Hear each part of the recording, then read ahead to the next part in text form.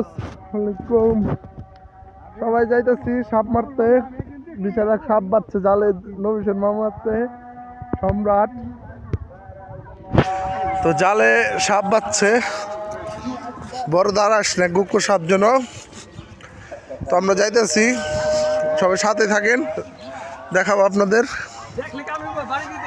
আমি সাপ মারি না ভাইয়া, এই যে লাঠি, বড় বড় দুইটা লাঠি। জাফর ভাই, হারেস কাকু, নবীশের মামু, সম্রাট, আমি আসছি।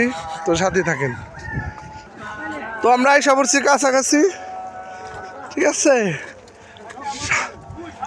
সাপ ফুসফুস করতেছে, ফুসফুস আওয়াজ আসতেছে মনে হয়।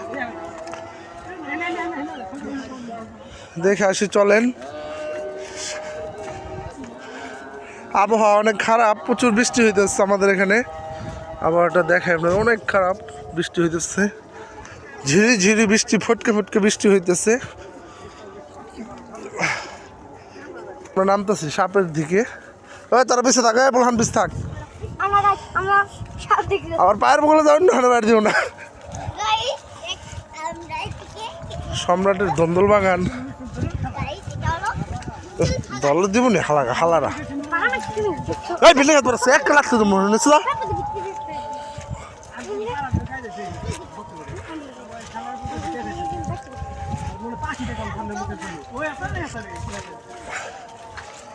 ও এতলে বাড়ির রিক্সা আছে, সাপটা মেরে লয়ে আসবা, ঠিক আছে।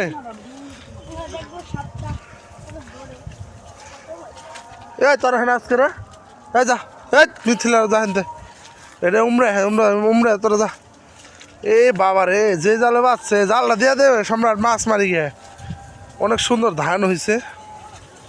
ধান খেতে সাপ পাওয়াটা স্বাভাবিক, কারণ পাখি খাইতে আসে, আবার পাখিও বাচ্ছে। তো ওই সাইডে ওই কোনায় আমরা যাইতেছি। সাপ হলো কোথায়, ওই কোনায় নাড়ি ঠেঙ্গালারাও যায় হলো পিছে, খালি মানুষ যায় আগে। যুগে ধরে বয়ে থাকো, আবার দিস পায়ের বলছে না, এখন না বলতে